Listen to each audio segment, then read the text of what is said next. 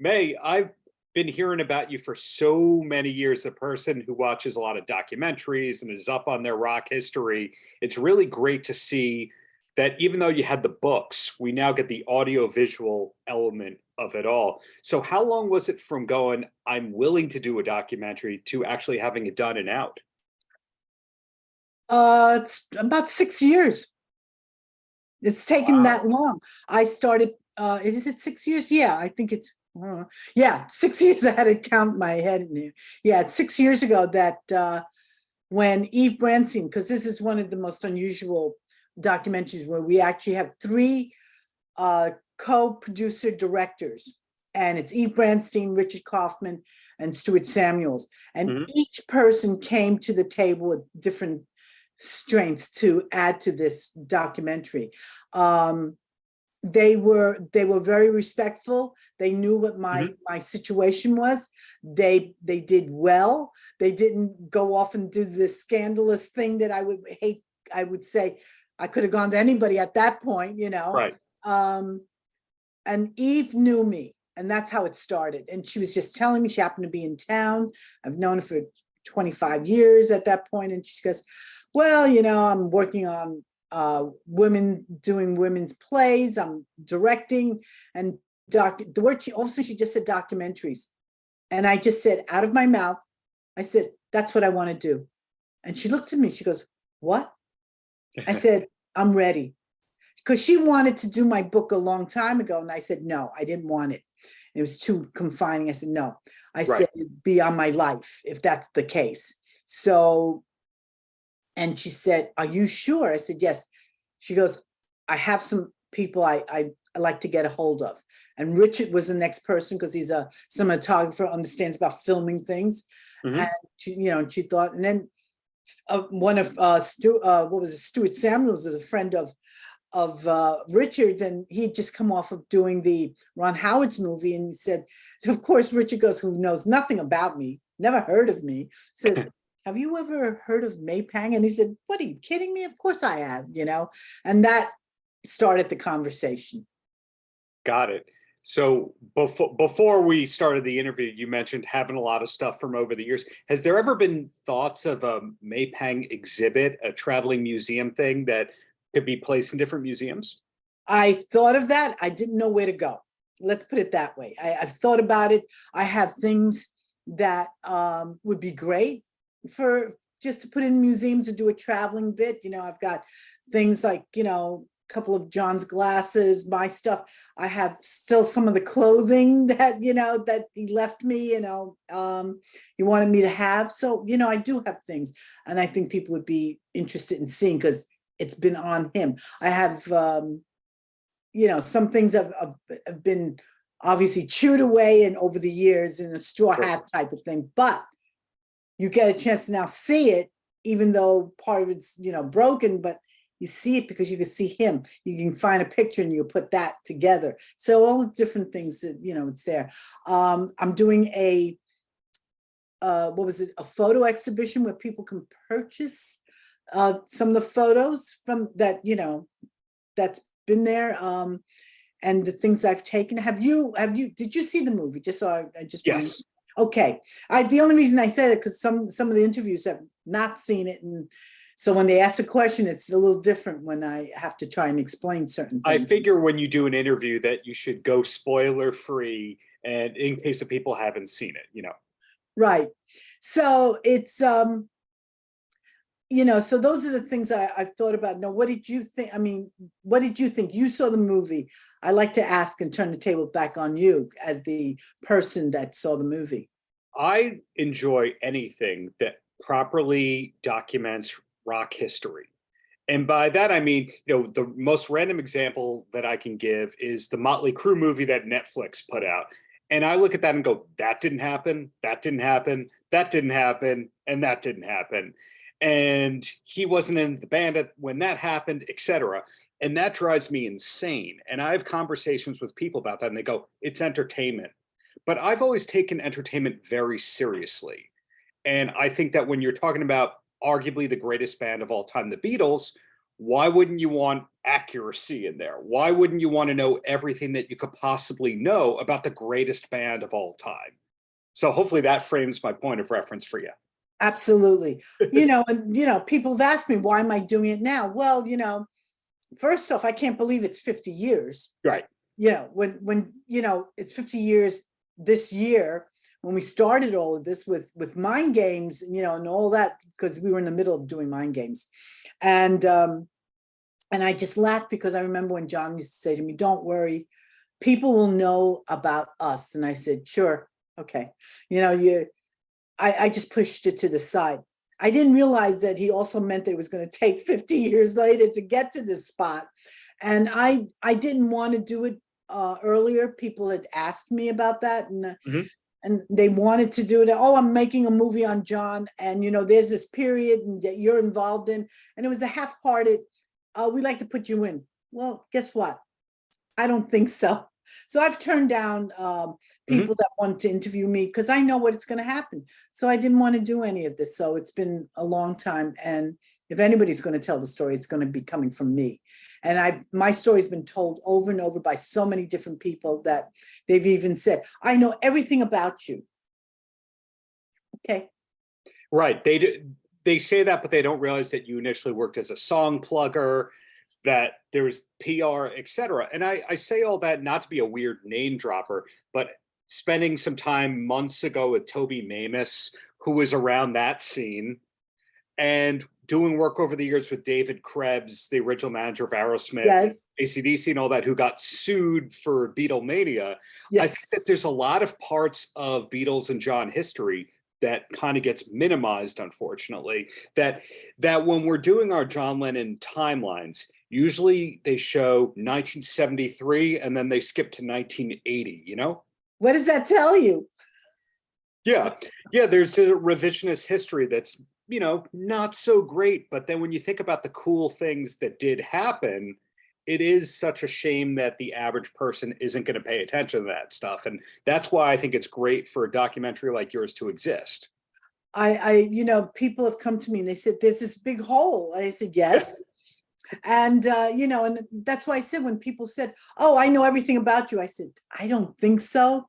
But, I always say, I refer back to that, the Chinese whispers, you say something and even though you said it, by the time it ends up on the other end, people have already told a different story from on my, it's supposed to be me. And I go, don't think so. So I thought it was time that a lot of the myths be corrected, it's, and like I said, it just happened. If somebody asked me, they said, did I do this on purpose, that it's the 50th anniversary? I said, you know what? It's the spirits out in the sky. And I truly believe that, whatever the guidance, because who would have thought that here I am, 50 years, that it made it to 50 years before I was able to say it. Yeah. So are you finding the feedback to generally be positive from the project? Absolutely. People said, they go, the tagline goes, I thought I knew your story. I didn't know anything about it from after seeing it. He goes, I didn't know any of these things. And I said, well, that's the reason. So getting this out there, does that make you, there's two ways to go. One is that you clear the air, that is your public exposure and move on, or are you starting to go, well, what else can I produce and get out there and keep my footing in entertainment with? Well, I want to keep myself in entertainment because that's the world I've been in. Right. If it leads to some other stuff, that's great. I'll take it. At this day and age, anything is, is good. It's whatever, I'm just open because we're not on this earth forever. And right. I'm learning that more and more as I get older, and I look at my kids who, at one time they were in diapers and now they're all of a sudden they're in their 30s and they're off and running. And I just realized, and I could feel what it is. And you may feel this, it's like I get up from the chair and I go, oh my God, my knees doesn't want it. You start feeling all the aches and pains, and I don't want to feel right. that, but it's there. So I just want to take every moment that I have and experience it with all my friends. and talk to a lot of my friends. I still talk to Chris O'Dell, who's a really good friend. I still talk to people that I worked with, that Danny Strict, who I did music publishing with. So there's all these different people. Harold Sider, who is the lawyer, who's still around, who's going to be 90 years old. And I mean, he's a godfather to my daughter. And I think about all these people, and I'm grateful that they're still here. Right. So that was answering my next question or two, is who from the old days do you still keep in touch with? So we'll call an audible right there. There you go. And say, so we've covered that. This is not the end. Including Toby Mamis. Yes. Who, of course, I knew him when he was like 14 years old. I wasn't much older than him. I said 14, I'm only was like 5 years older than him or something. And we're still here. And that's where I'm grateful, the king of Park City, Utah, whether or not he wants to admit it at this point in time. I know. I said, where are you? Oh my God. Yeah, he found a secret place where you could live really well and no one bothers you. But back to you. I find that this also goes both ways. When you're in a CVS or a Walgreens or a Duane Reade or something like that, and a John or a Beatles song comes on, do you immediately shudder, or can you actually enjoy it at this point in time? I can enjoy it now more so. The Beatles stuff, I can enjoy it anytime because it didn't affect me. It was the one of those things, in your childhood, that's where I go. Yeah. If it's a John song, it depends on what it is. Most of the time I said, I can't get away from it, especially if they're playing Number 9 Dream, which is a lot, or whatever gets you through the night.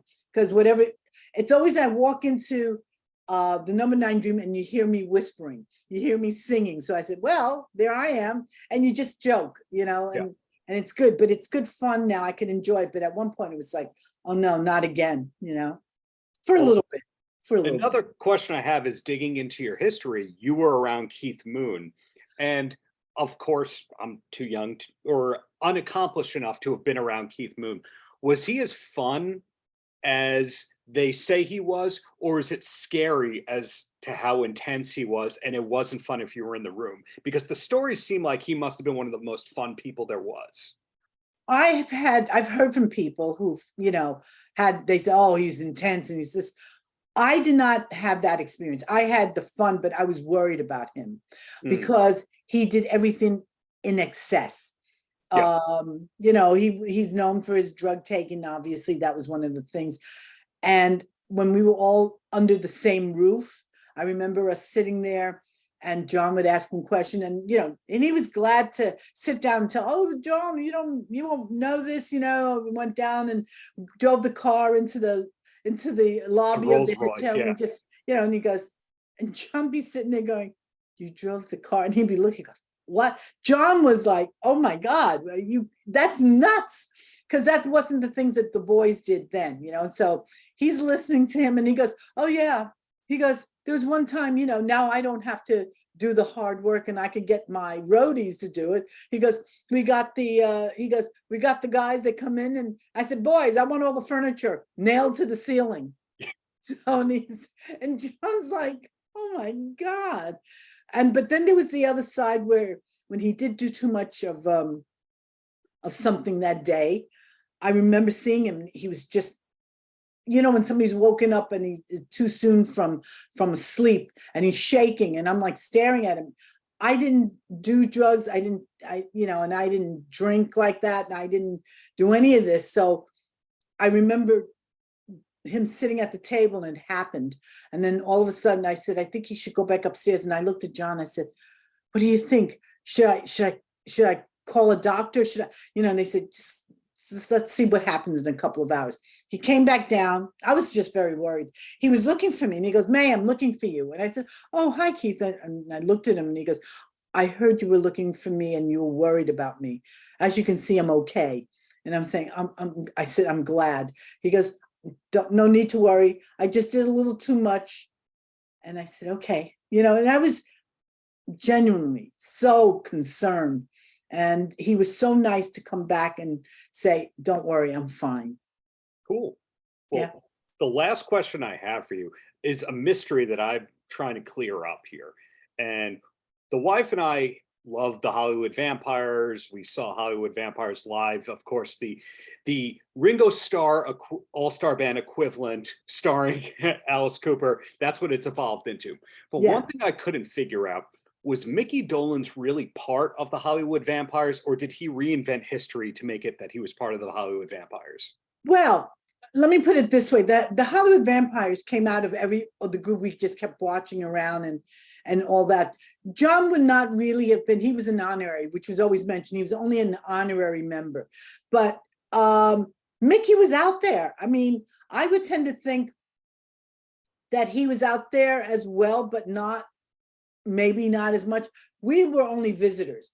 Ringo was out there more than us. So yeah, because Harry and Ringo, they were each other's best friends. Not, John was a newcomer we were the new kid on the block, as it were, so we were really, but the one thing that everybody took notice that it was John as the new kid, as the one who's everybody notices, oh God, it's John Lennon, and everybody comes rushing in.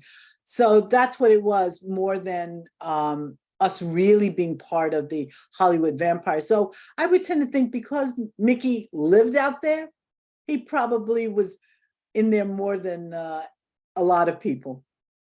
Okay, then this is the real last question. Then I let you go because you've been so generous with your time. No, I mean, go ahead. I'll give you two. Go ahead.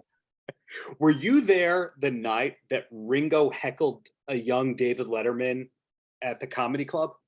No, was not there.